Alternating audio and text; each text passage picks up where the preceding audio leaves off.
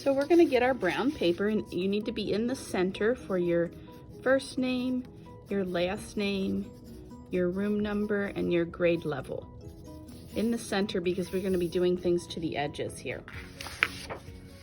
So next what we're gonna do is we are going to start tearing the edges, and you kind of have to go a little bit at a time. So I'm putting both thumbs on top and pulling forward. We don't want to pull off a lot of paper, we just want a little. So the way to stop that is I put my finger here and I just make sure it doesn't go past my finger, because if it starts tearing too much, then we won't have as much paper to draw on. So we just need to pull off some brown paper along those edges, and then we'll just recycle the scraps. So once you're finished, you should have all 4 edges have a torn edge. And then if you'll just take your scraps and recycle those. So you can see my name is still visible because I didn't write it near the edge. And on the front, we are gonna work on a border.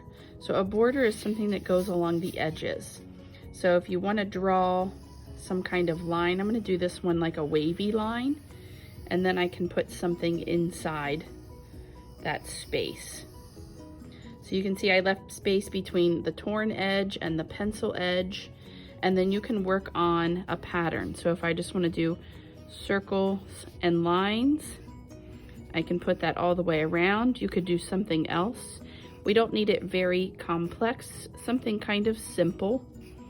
And we're going to draw that all the way around to the other side. Then if you'll come check your pattern with me, if you're ready, we're going to get a mat and a fine point Sharpie, that's the thick one, and start tracing.